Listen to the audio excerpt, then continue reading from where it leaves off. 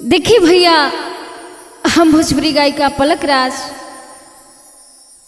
और हमारे आदरणीय बड़े भैया कमलेश पाठक जी के देख रेख में ये गीत आ रहल बा। कहे के बा गीत के भाव बा कैसे। काटे धावा तावे हमके रात दिन राजा जी, काटे धावा तावे हमके रात दिन राजा जी।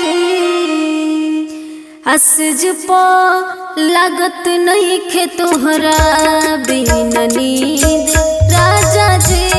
सज पो लागत नहीं खे तोहरा बिना नींद राजा जी। काटे धावता में हमके रात दिन राजा जी। काटे धावता में हमके रात दिन राजा जी। सज पो लागत नहीं खे तोहरा बिना नींद राजा जी। सज पो लागत नहीं खे तोहरा बिना नींद राजा जी।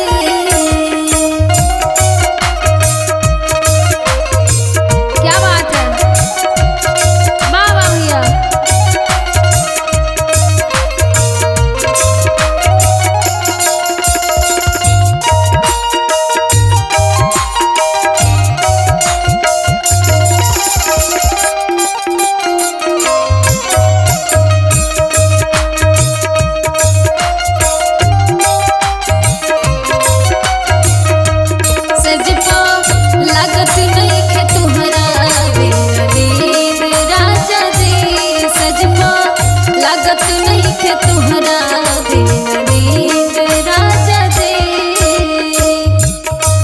लेकिन और कहे के बा कैसे।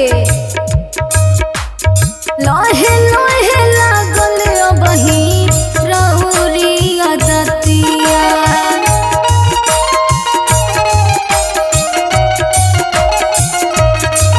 पेट के कारण सुख भइले सवतिया।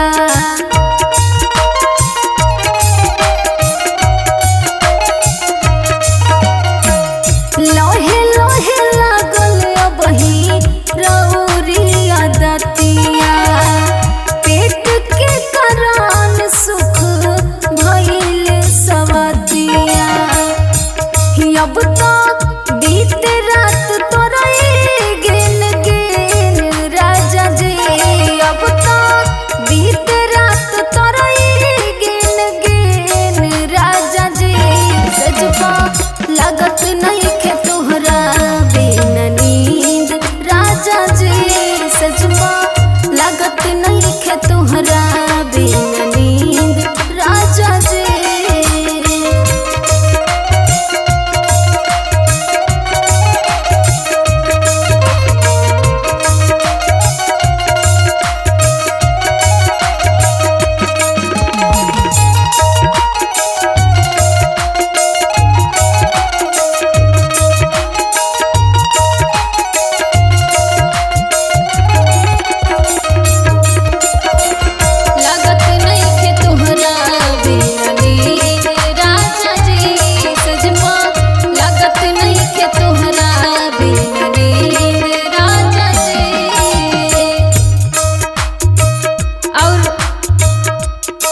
लास्ट में गीत के भाव बा।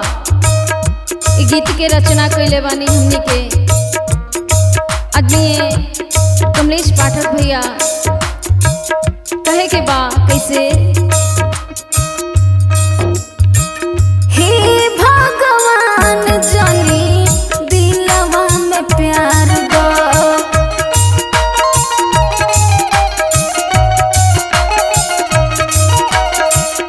देवही के बात गरीबन के मार दो।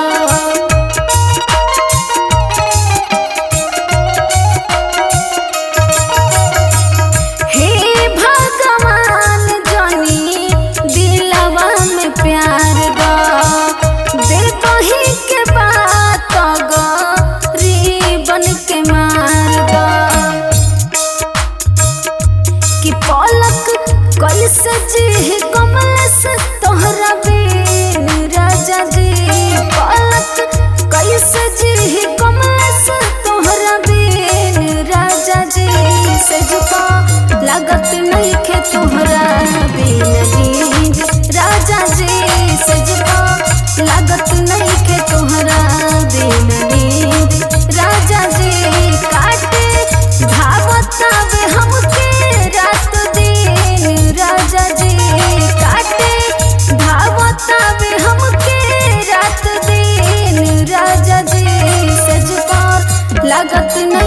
तोहरा